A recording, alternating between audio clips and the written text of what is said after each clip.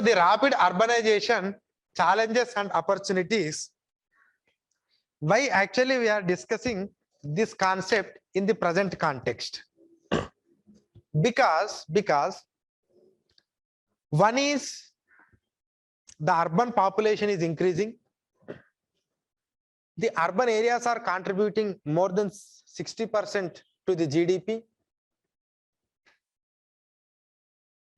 Urban areas are becoming congestion.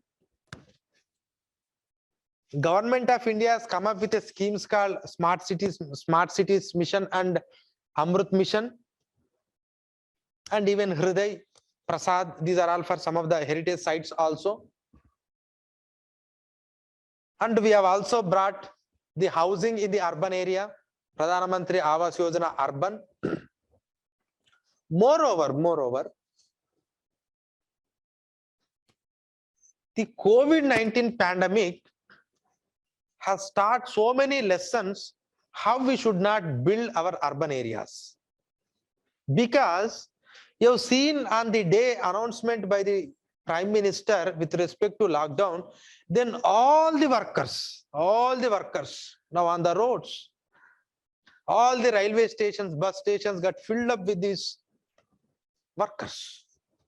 The problem is this. First of all, they don't have a sustainable livelihood. Without work, they can't live for 15-20 days. First point. Second one is their habitations are so pathetic. They can't sit or they can't live in that whatever the hut or whatever the habitation they have for the entire day. They're just choosing it for sleeping at the nights. They can't. And that too, it's not one or two. Some maybe 5 to 10 people will stay in a one particular small room. This is what the pathetic condition of urban areas. That is the reason why the Niti Aayog has seriously started a thought process on how urban areas should develop. And what are the areas we must give focus in developing the urban areas? Because urban areas are having many challenges. But once we learn some lessons out of COVID-19 pandemic, and even we have seen the floods, how it is happening, urban floods. Hyderabad it happened, Chennai it happened, Bombay it happened, Ahmedabad it happened, Delhi it happened. So everywhere it is happening. So these are creating lot of problems to these cities. So now we need to have a serious look in the urbanization process. In that context, we are discussing the rapid urbanization challenges and opportunities. I'll give some of the figures to you. India is the second largest urban system in the world. Obviously, we are having a huge amount of population, no? Definitely. Second largest urban system in the world. India is the second largest urban system in the world. Next, 11% of global urban population is living in India. 11% of global urban population is living in India. Next, urban population is actually, according to 2011 census, it was 29%. But I think at present it may be in between 30 to 40%. But it will become 73% by 2036. That is what they are saying. It will become 73% by 2036. 2036 census were held. It's a projection. Who made this projection? The urban policy makers has made a projection. It's not governmental source. Government cannot give the projection. Government can only do the, according to some projections, the 2070 by 2036, 73% might be the urban population. Urban GDP is now 50 to 60%. 50 to 60%. It's 60%. cross 60%, but by 2030 it becomes 70%. It becomes 70%. By 2030 it becomes 70%.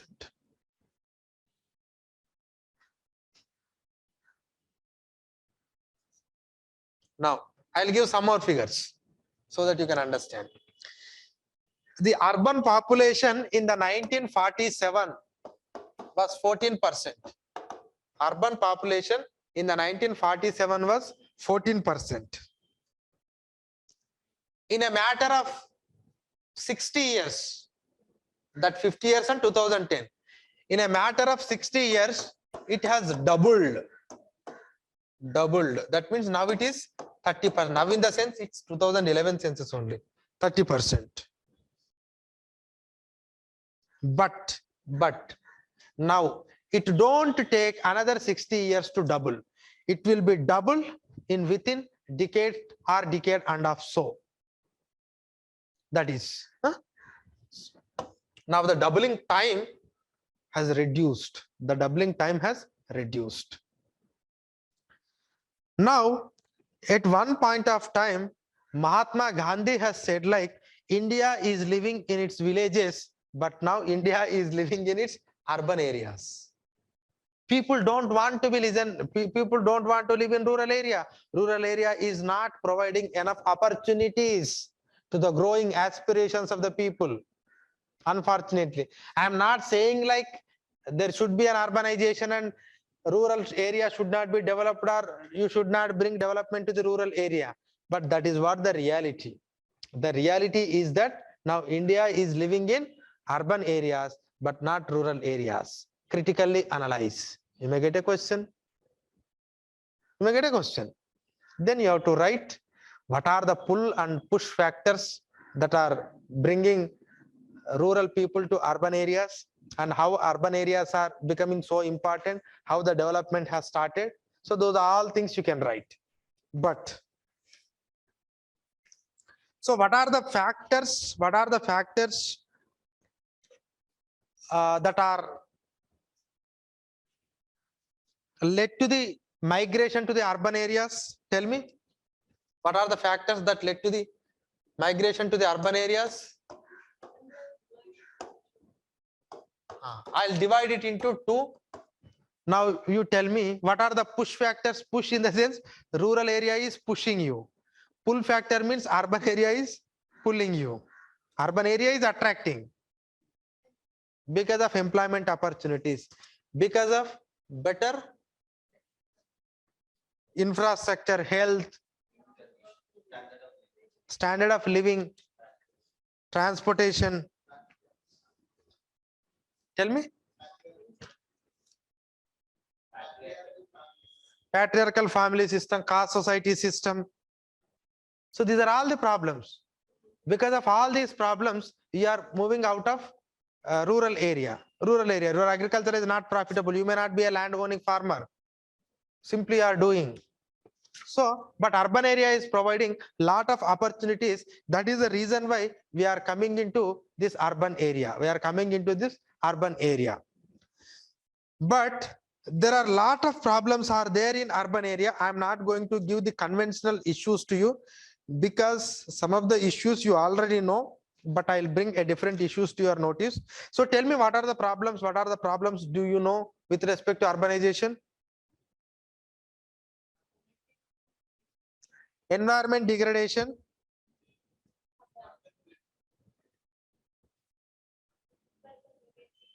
Suburban areas are increasing. You tell me. Urban flooding, overcrowding, slum development, pressure on basic infrastructure, traffic, housing, mobility. These are all problems. These are all problems. Okay, so these are all the problems. Now, Government of India has started a program called Smart Cities Mission. What does it mean? Tell me in your point of view. What does it mean Smart Cities Mission means?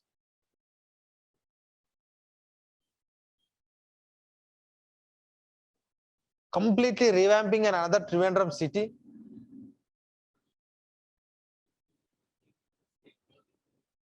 Making, what does it mean, smart?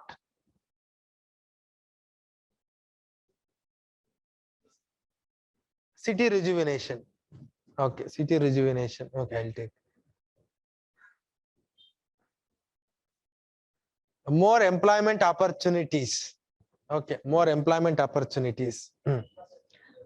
Basic infrastructure facilities must be developed. Basic infra in the sense it includes roads, it includes drainage, it includes transportation, it includes electricity, it includes street lighting. These are all basic infra.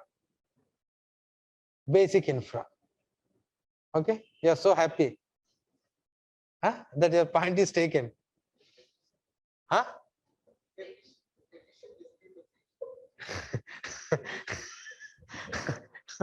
Forget about that resolution system, but processes must be processes must become efficient.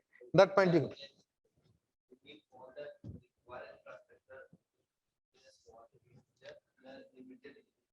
In a limited area, that is also fine. That is also take. But are they going to develop the entire city? Have you ever seen, like, under the smart city mission, they have completely changed the any city? No. But then what is this mission is all about? Because at this time of the starting of the smart cities mission, you can say like, okay, we can do all this, but after implementation of 4 years or 5 years, you cannot still say the same thing.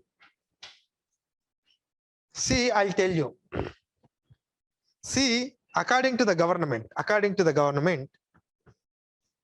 the smart cities mission is a laboratory. Smart cities mission is a laboratory. Laboratory means under this laboratory, we are building a model cities. We are building a model cities. We are building a model cities. That means we don't develop every city. We don't develop every city. The development of the city is the responsibility of the center and state and the local government. But you must know how to build your city. For that, there must be a city which is already developed, and that model cities we are building it up. But again in this model city, the main aims, the main 3 formulas that we are using is people-centric approach, bottom-up approach, and one other one is not one size fit for all. Not one size fit for all. Not one size fit for all.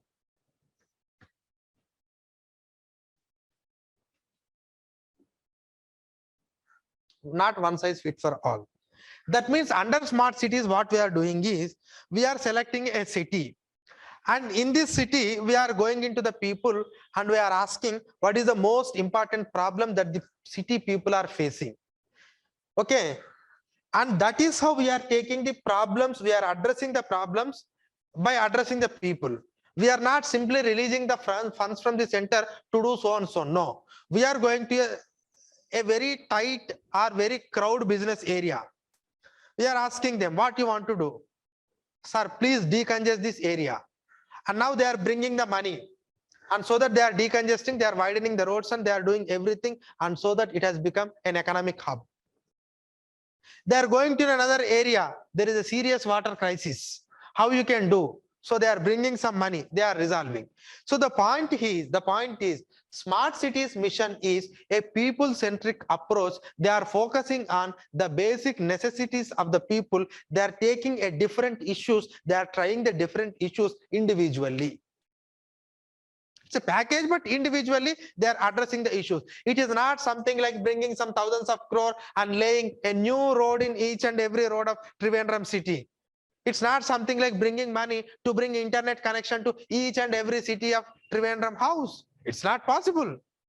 No need to. If individuals are capable, they can. But at least, is it really necessary to give internet connection to each and every household?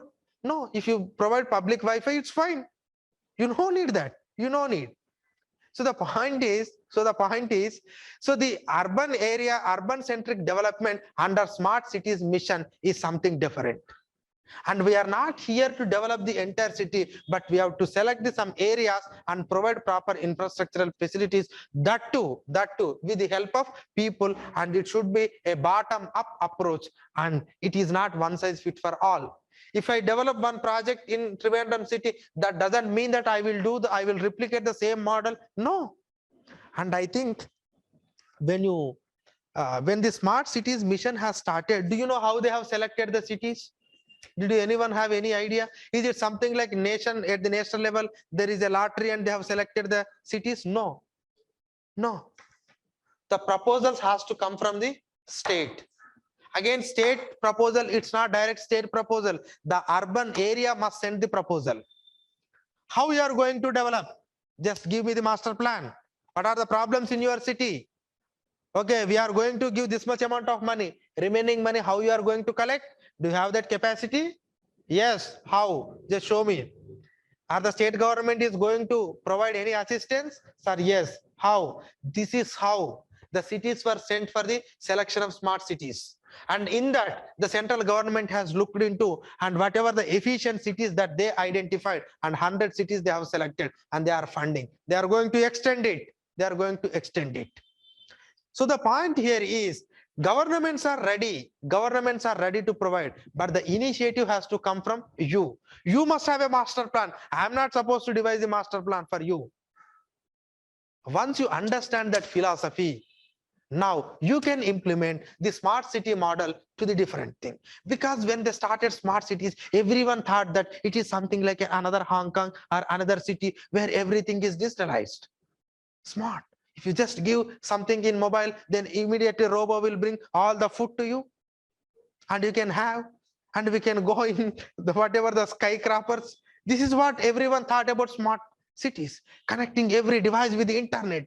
And the moment if I stand in front of a gate, my gate will open. This is not smartness. Smartness is something like this, providing basic infrastructural facilities. Become a model to somebody. Don't develop on you. It's not a one size fit for all. Implement your own solution. Come up with your own strategies. Enhance your administrative capabilities.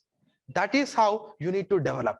This is what the smart city model. The idea has changed. If at all you will get a smart city question, don't write like we should build metro, we should build airport, we should bring all this IoT, artificial intelligence, biotechnology facility. Don't bring all these things. Okay, I think you understood. Okay, now once you understood that this is the model we need to adopt, then okay, this is the model every city must adopt. But in this adaptation, the prioritization is must. It's not only tier 1 cities, the tier 2 and tier 3 cities also develop. Why only tier 1? Why not tier 2 and tier 3? Why only tier 1? Why not tier 2 and tier 3? Tier 2 and tier 3 cities also must be developed. But based on the paucity or based on the availability of the funds, the governments must prioritize which cities must be developed and which cities should not be developed. And now a new concept is coming. Like city is a package. City is not alone development. Because I'll tell you why I have said city is a package. See, suppose you want to lay a road.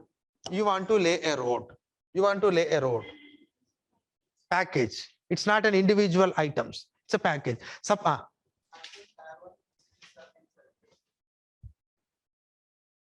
Tier 1 cities only selected. Under Amrut, some of the tier 2 cities selected.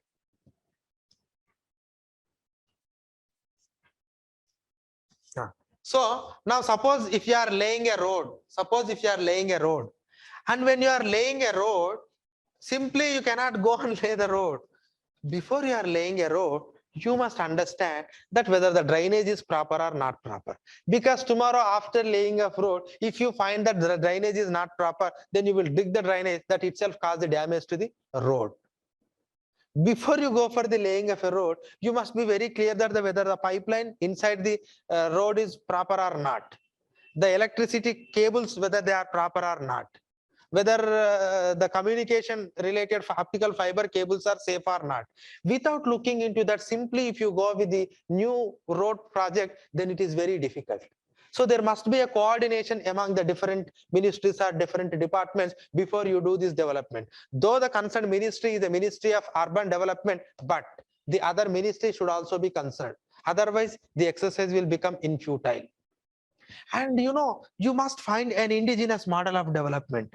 Don't go with the American model or Japan model or Russian model. It is a different thing. And if you're looking into the India, the street vendors are a regular phenomena. You cannot expect all the vendors to go to the market area, and people cannot afford to go to the market area to purchase whatever they want, because market is something 5 kilometers away from the city. The street vendors is a regular phenomena in India. How you are providing the payments for the street vendors? Because street vendors are now occupying the whatever the payments. No, there must be a street vending separate activity place should be there at your road. This is what indigenization. This is what just because America has started something, you wanted to follow the same model. No. What are the requirements? And in India, do you think that everyone will move on the road? Everyone will hire an auto? Everyone will hire a bus? No. Some people are poor. Even though they are living in urban area, some people don't want to travel. Some people, because of many things, they want to walk. And some people, even they are going with cycles. Are you providing any payment to the cycle? No. Then what is your development? Because no one want to walk in America. That is why you think that every Indian don't, again, they think like they don't walk because they have to only move through the bus or whatever the individual vehicle. That should not be the case. So whenever you are developing, whenever you are doing, you must be very careful. You must be very careful. And yesterday I have read about your KS, the Silver Line rail project. It was published in Hindu, in text and context. And you wanted to lay a rail within 4 hours. You will be traveling from Kasaragod to Trivandrum. And each and every district you are having one station. But what about after that station? Once the person dropped there, then how the person should go? Have you improved any system? If you don't improve, again, it will take a lot of time. Because we are in a mood of, we want to move so speed. I'm not against the speed. But the point is, what Indians need. So that Indianness must be included in our development. What our people are expecting. Our people are expecting that there must be a regular facility to my village. There must be a regular bus to my office. But you don't want to do that.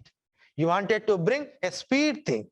And in that speed, how many people really wanted to go with such a speed? Is really such a business people in this country, in this state?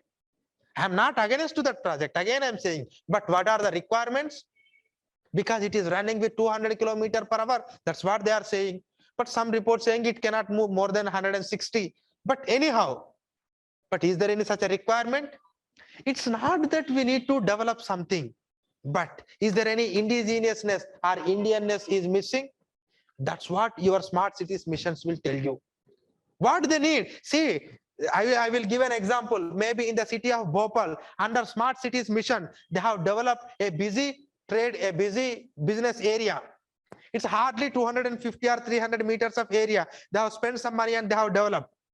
You could have developed other things. You could have bring another statue of unity, or you could have bring another statue, or you could have bring another metro. But metro or something is not the necessity of these people. What are the necessity of those people? You first identify. When you don't identify, then your Indianness is missing. So that is what a new mindset must be changed in the development of urban areas. I'm giving a philosophical thought. I'm not saying like you should not develop road and all, but this philosophy must change. Simply you cannot go on releasing the funds and you cannot go on do the things. Okay. Next.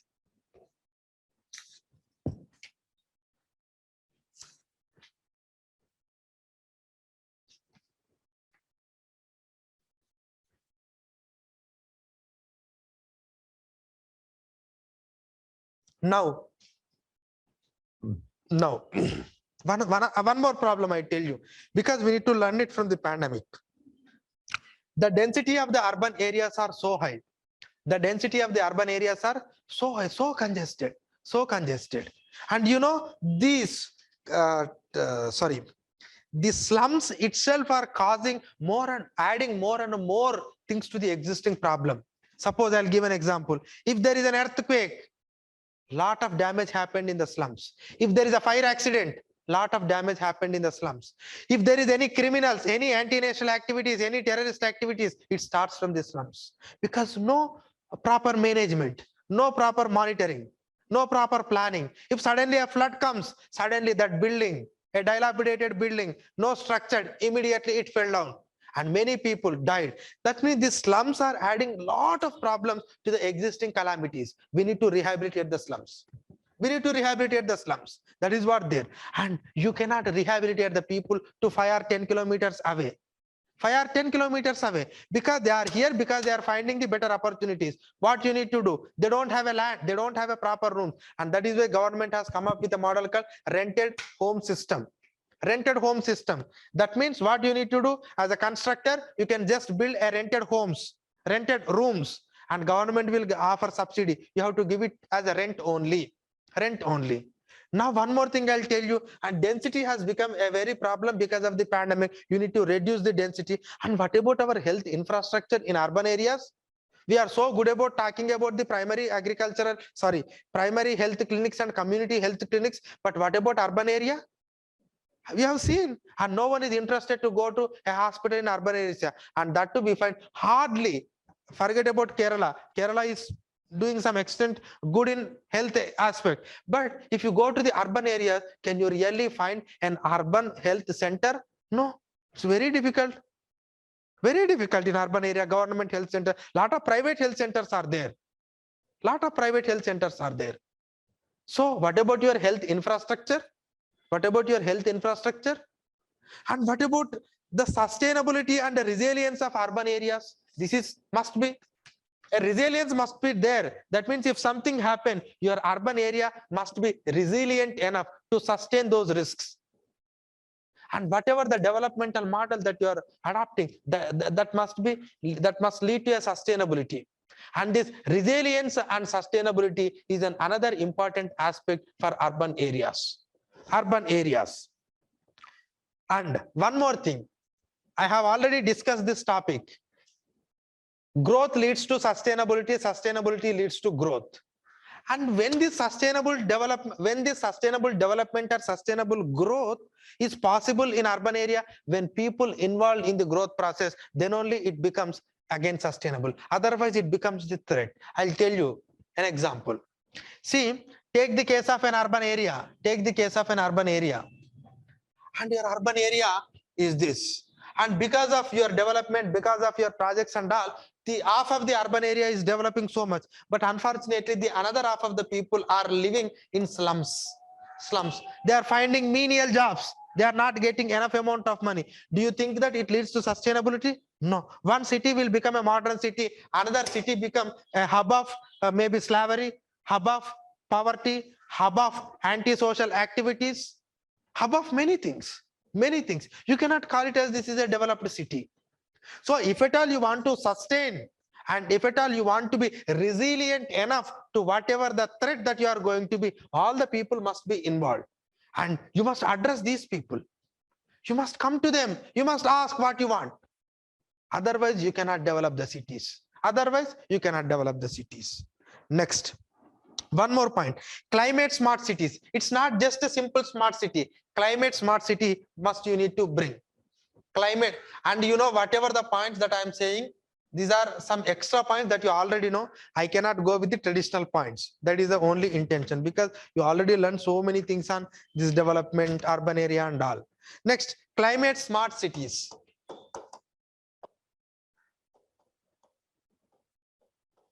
Climate smart cities. So it's not simple smart city, but it is climate smart city. Yes. First of all, before you bring this, before you develop any city as a climate smart city, you must know whether to what extent it is climate friendly. There must be an assessment. Without assessment, you cannot build a climate-friendly cities. So there must be an assessment first. At the national level, cities must be assessed on their climate resilience or climate friendliness. Climate friendliness. Now, I'll give you 4 components of this climate cities. One is water reuse, water reuse, water reuse. One is water reuse. Second one is green cover, green cover, green cover. Third one, urban biodiversity, urban biodiversity, urban biodiversity. Fourth one, renewable energy. Fourth one, renewable energy.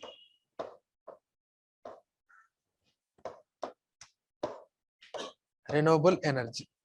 So these are the 4 aspects we must focus.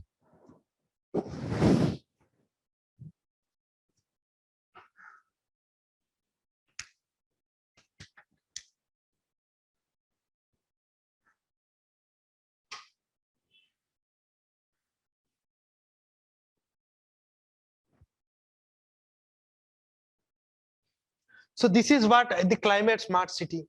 So now you have to assess your city based on these parameters, and you have to provide it how you can save the urban biodiversity. Urban biodiversity is again important aspect, because today we are seeing in Delhi what is happening. If you don't protect the biodiversity, that's what happened. Like literally they are inhaling that toxic gases for maybe 10 days or 12 days, literally. So these facilities must be provided to the urban areas, and adaptation to the climate change. One of the main important aspect, adaptation to the climate change, adaptation to climate change, adaptation to the climate change.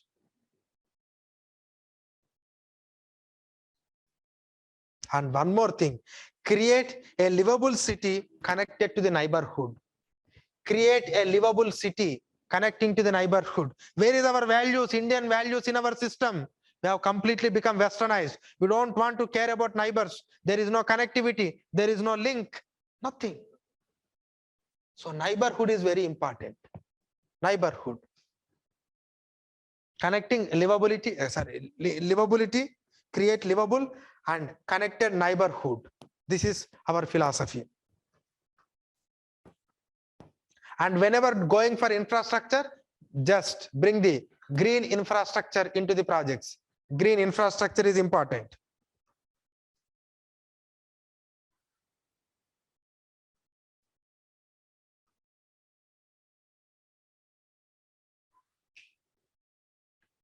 And one more thing is another basic important aspect.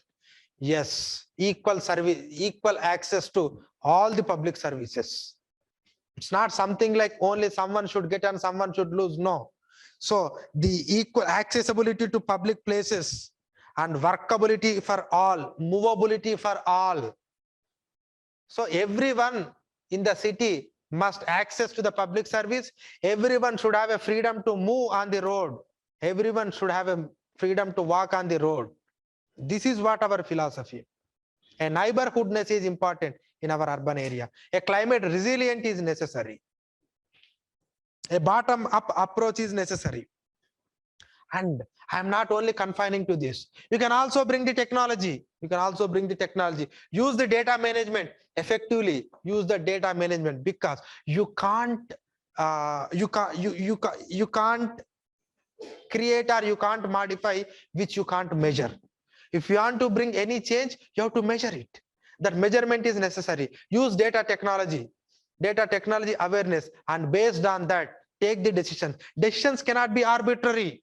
Decisions cannot be arbitrary. Some of the decisions you can take it up from bottom up, but some of the decisions need lot of data analysis. Without data analysis, you can't take the decision. Did anyone has learned about data warehousing software here? No. Data warehousing. No. If you know data warehousing, you can understand. The software will give the solutions to some extent. Software itself will give. So that is important. That is important.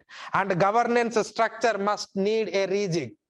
and private people cannot come on their own. Government must start the process, and after that, private people, academia, constructors, everyone will pitch in, but government start its own process. The governance structure must be sensitive. Governance structure must be Indianized. Their thought process must be based on the people who are living in cities. Not like, okay, my mayor went to the London yesterday, so he will implement all the policies of London. That doesn't work. That doesn't work. Okay. And one more thing I can tell you. The development, the design of urban areas must be based on a proper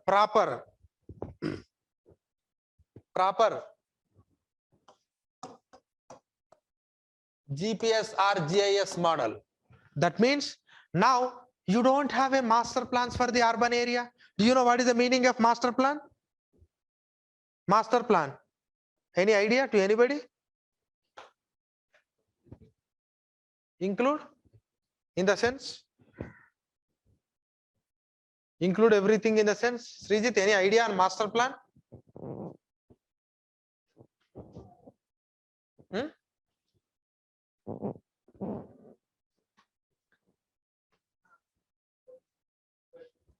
Experts? Making?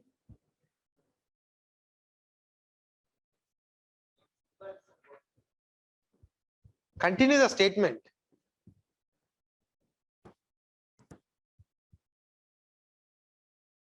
See, this is the city. This is the city Trivandrum. Now the city is increasing like this. Now how you need to develop this area? There must be a plan for that. You cannot give the permissions to anyone, whoever want to construct the house anywhere.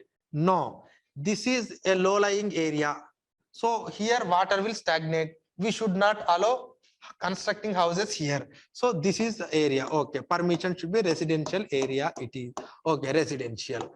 This is a very far-flung area. So you must give it to for industrial purpose. Industrial purpose. Here, okay, it's a peaceful area. You can give it for educational hub. Educational institution will be given permission here like this. This plan should be there. And plan cannot be like whatever you want. It should be based on the location, where it is, how much distance it is, at what level of contour it is there. Low-lying areas cannot be awarded for the IT companies. If suddenly floods come, then all the companies will wash. Where is higher area? Where is lower area? Where is plain area? These are all the things you need to. So such a master plans are necessary. And according to a Niti Aayog report, more than 60% of the urban cities in this country, they don't have a master plan. They don't know how to develop their city. Cities are developing, but no one is concerning. They don't have any idea at all. They don't have any idea. Simply people are coming, taking permission, they are constructing something and you are simply giving the permission, and ultimately after 10 years, suddenly there was a flood and all the colonies which were constructed recently are submerged. What are the reason? And for the namesake, you are drawing a map and you are not updating it. There must be an updation. So these are all the problem. This thing also one aspect you need to. Apart from that, you can write many points, but I have given only few points. Just take these points. You can write n number, how you can telecom, technology, many things, but I am not getting into that. But I think you understood the philosophy, how an urban area should develop, and try to project some of these points in your answer. Amrita IAS Academy.